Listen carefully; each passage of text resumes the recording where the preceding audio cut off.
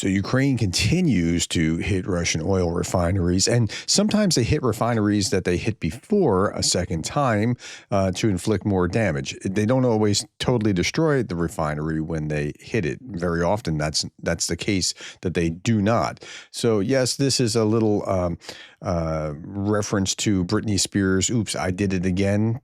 Yeah, but they did it again, and they hit Saratov last night.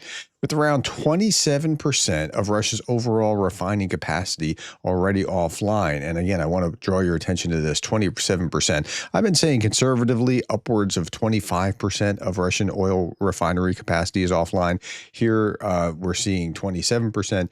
Russia's refineries aren't slowing in their explosive anti-growth. Saratov earlier this morning is glowing. So, okay, NASA firm's fire detection satellite imagery confirms a large fire at the Saratov oil refinery, so you can even see it from space. And the hits just keep coming. Like, if you think about this, this is like 13 or 14 hits since August 1. So it's pretty, like, this track that they're on is going to really devastate Russia over time. Russia air defense was active over Saratov oil refinery amid an attack by Ukrainian drones. Explosions were reported. Satellites show a large fire on the south side of the facility. Extent of the damage is unclear. Okay, now this is really interesting to me as well. Air defense was active, but what do we mean by air defense? Yesterday, I was talking in a live stream. I've been doing these call-in live streams where people can talk in a chat or they can download the Podbean, and I keep talking about that here. Down here where you see Podbean. If you download the Podbean app, you can call in. I do these on Mondays and Thursdays. It's a kind of an experiment to see how well this works. I thought it worked reasonably well. Somebody said that they legislatively, and I don't know that this is true, I have to check the facts.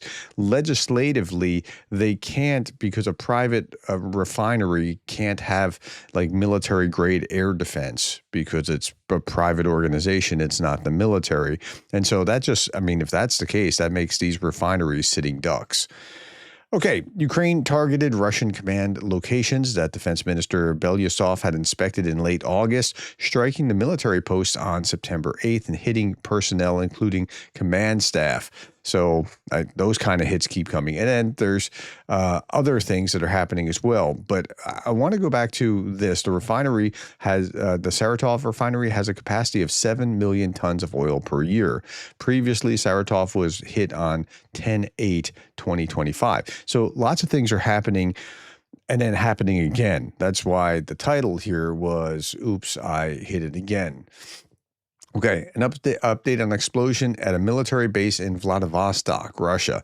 Vladivostok, that's nowhere near anything. And the first news article I saw about this, I saw the explosions there. I said, well, you know, it's so far away. It's probably not related. Well, it is related. Large explosion occurred at 6:20 a.m. in a secret military facility in Vladivostok. FSB is searching for the saboteurs after the official story of a gas leak at a civilian government building fell apart. Soldiers on base were told to say it was a training exercise. Sure it was. Okay, so the update on this military base at Vladivostok, Russia. Operation was carried out by Ukraine's GUR against the 155th Marine Brigade. Remember them? That name keeps popping up. They were involved in the atrocities in Bucha. Multiple soldiers dead and wounded. Unit partook in mass executions of Ukrainian civilians in Bucha and Irpin in 2022. So the hits just keep coming. Okay, overnight, what did the Russians do to Ukrainians? Russia launched 113 drones. Ukrainian air defense downed or suppressed 89 of them across the country. Whenever I'm looking at the statistics here, I just try to do quick math about the percentages of what's going on, so I can get a gauge of what's actually happening. And then in recent days, I've been comparing that mentally with what Poland was able to do to the drones coming into its territory, or Romania simply guiding it out, following it as it went back into Ukraine, and thinking like, NATO is woefully unprepared. Ukrainians are actually pretty efficient at what they're doing, and I'll show you what I mean by that in just a moment. Strikes hit 6 locations with debris falling in 2 more. So damage was done. I'll show you the damage. That there's no question about that. But a machine gunner of a Ukrainian Mi-8 helicopter shoots down 6 Russian Shahed drones and 4 Gerdes drones. Shot down 10 of these during one of Russia's recent attacks on Ukraine. And this is what it looks like.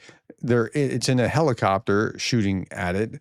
And again, that is at a drone. That's what you're seeing, and knocking the drone out of the sky, right? They're good at this. As a helicopter doing this is one, shooting with machine guns is one thing.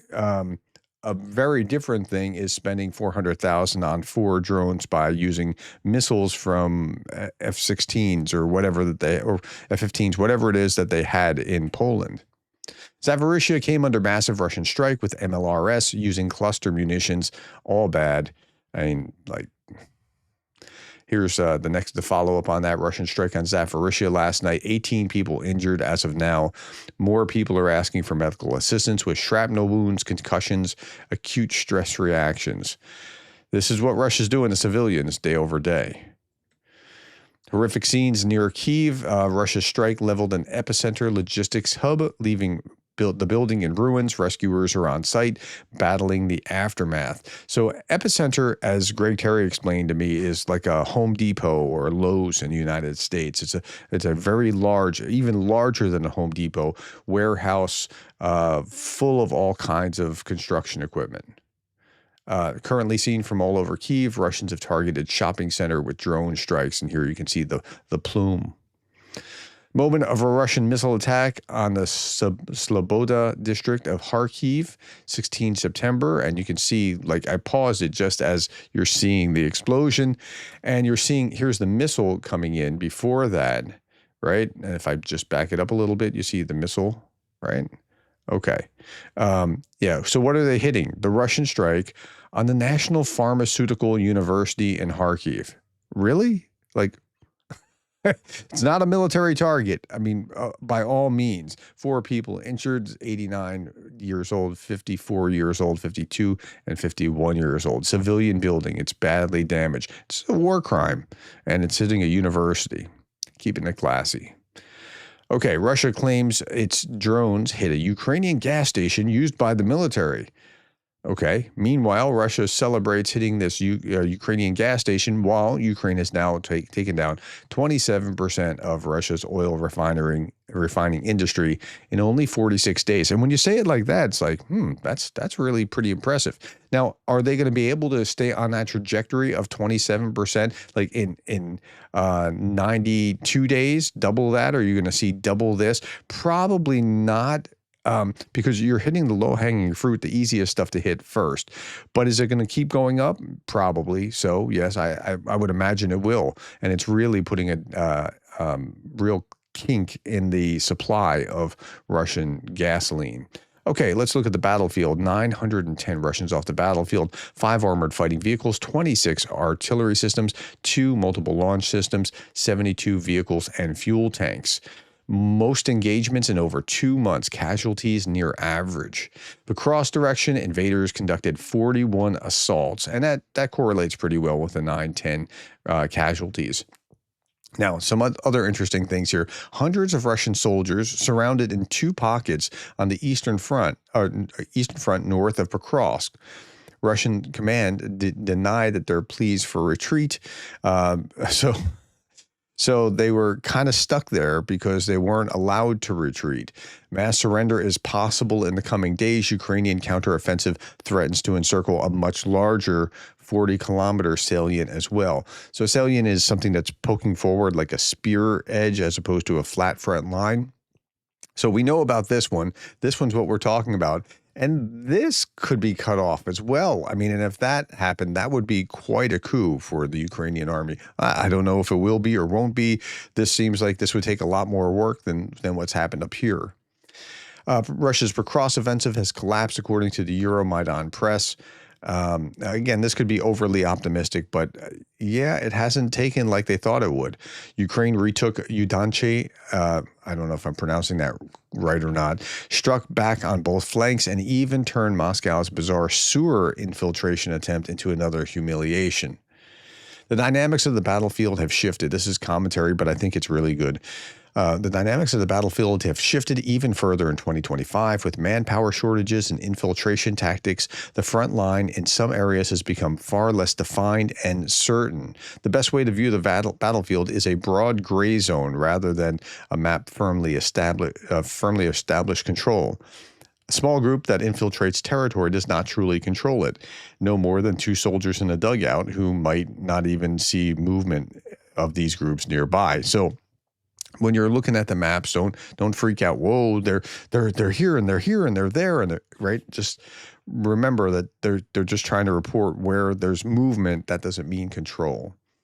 Okay, Russian saboteurs disguised in civilian clothes attempted to infiltrate Yampil, Donetsk region for sabotage operations in the rear. Some hid in houses and basements using civilians as human shields. Ukrainian forces carried out anti-terror measures, neutralizing the groups and restoring full control. That's what we know as of right now. Will it happen again? We just don't know. More Russian channels admit that the Sumy buffer zone operation has stalled. Mill blogger Two Majors says that advances near Yanakivka reaches only 14 kilometers at best. So the Sumy, after Istanbul, they said, okay, we'll take 2 more regions, Kharkiv and Sumy. And that's gone over like a lead balloon. Ukrainian forces advance in Sumy after Russia pulled 5 brigades south. Moscow's bet that Ukraine had no reserves left just isn't working out very well. This is how driving looks when the air is full of FPV drones. This is driving on a road through the nets, which is about as safe as you're going to get when you're that close to the front lines. Che Bowes of RT propaganda says Zelensky last night, Russia is losing the war. But today, Ukraine is smaller than it was yesterday. Well, okay, I mean, I get it. And the day before, and the day before. And 1.7 million Ukrainians are dead and crippled. Okay, so that 1.7 figure, I don't think is anywhere near accurate. If you look at what has happened, Ukraine's losses are far, even if you couple the civilian losses, are far below the Russian losses. But this is a number that I've seen bandied about by Russian media, and it's okay. It's true that Ukraine is smaller in the sense that Russia holds more occupied land than it was yesterday and the day before and the day before. But by like that much, it's like so little how much smaller it is that it's just, I mean, it's almost laughable propaganda. Like this it's like you're grabbing at straws here. Okay, meanwhile, a Russian official threatens Poland with a new partition after Warsaw's call to establish a no-fly zone over Ukraine. Here's the quote. Once again, the Polish foreign minister, Radoslaw Sikorski, has drawn attention with his arrogance. A NATO-enforced no-fly zone over Ukraine, which he's talking about, is a very complex and dangerous matter. Who will enforce it? NATO countries themselves? Poland has always been an unfriendly country toward Russia and Belarus. Historically, there might be a reason for that, right? I mean, like, think back what happened since World War II, or starting World War II when you partitioned Poland with the Germans. And now, because of its Russophobia, certain Polish politicians have completely lost their sense of fear. They are once again stepping on the same old rake. If Poland continues to look east, blaming it for all sorts of threats to Polish statehood, it's not out of the question that it could once again experience a partition, as it has more than once in its history. So if you're wondering why they don't like you, it's because of this kind of talk. Like, stop it. Okay. According to a new nationwide survey by the Kyiv International Institute of Sociology, 62% of Ukrainians say that they are prepared to endure the war for as long as necessary. 17% can only tolerate it for a few more months, 4% 6 months, 4% a year. So 62% And so that's 72%. So 3 out of 4 say at least a year, right? Just 18% expect peace to come sometime in 2025. At the same time, 76% believe in victory if Ukraine receives proper Western support, and 75% categorically reject Russia's proposed peace plan. So whatever you're hearing about, there's, Ukrainians are just, they just want to end this war. That's not true. And it just struck me yesterday. I mean, yesterday I was doing all these updates. Yesterday was day 1300. 1300 days of the war in Ukraine. It's just, it's unbelievable. Okay, my friends, I'm going to leave you with a shout out, and this is to David, no last name, but just David, undergraduate student and YouTube member. Just want to say thank you. Thank you for your support. I greatly appreciate it. Thank you for the likes. When you hit the like, this video spreads. Just let's field test this. Hit the like. Let's see if this does better. Likes, shares, and subscribes. And thank you for being the kind of person that cares about Ukraine.